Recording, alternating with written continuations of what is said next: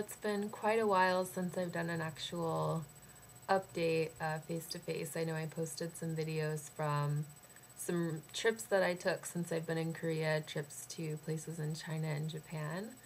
But I thought this would be a good time to do another update because it's a new semester here in Seoul. The students start the new school year in March, as opposed to most school years in North America start in August or September. So, formerly, I was teaching a class of 7-year-olds who American age might be six or seven, but they graduated. They just went to elementary school. Their graduation was so sad for me.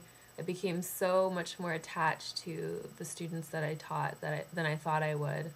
And now in the new school year, I teach the 5-year-olds. So these are students who their American age would actually be about 3 or 4. I think most of them are about 4.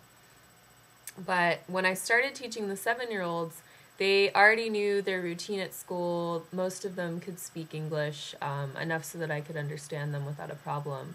But the 5-year-olds come into the private English kindergarten knowing no English. Some of them know some colors, some numbers, hello, goodbye, things like that. But for the most part, they're all brand new. And so it's just been really challenging these first couple weeks to try to lead a group of 8 4-year-olds who don't speak the same language as you. And also it's even things like they don't know how to hold a pencil. So I've been teaching them how to write, or how to even hold a pencil, how to color. They didn't know how to use glue, like how to paste. It's hard to do art projects when they don't understand what you're saying, but then they also don't have just the ability as a child from anywhere to be able to use glue or write, or they had to learn staying in their seat. They don't know when I'm teaching them that they're expected to sit down and listen and do things like line up, how to walk properly through the school, how to receive water and food during snack or at lunch. So I think the first couple weeks it's been the hardest I think I've ever worked at any job that I've ever had. I came home the past 2 weeks just completely exhausted. I usually get home from work at around 5:30 or 6 o'clock at night. And after the kindergarten classes, I actually teach even more classes in the afternoon, which are not quite as strenuous, but almost as much as the kindergartners in the morning. So I'm totally tired, and I've never worked this hard. But my friend who used to teach the same age group said that it can be rewarding simply because you see these children go from speaking absolutely no English to speaking sentences sometimes by the time they're moving on to the next year. So I've been really busy just with the transition between teaching one group of students to starting a new school year.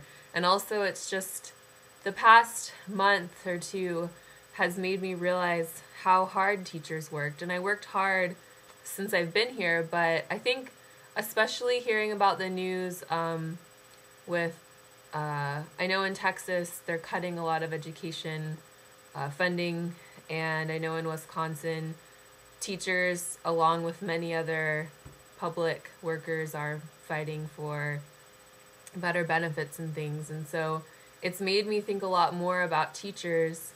And after this year being a teacher, you just don't realize how much extra work and time and money they put into their jobs that's never really compensated.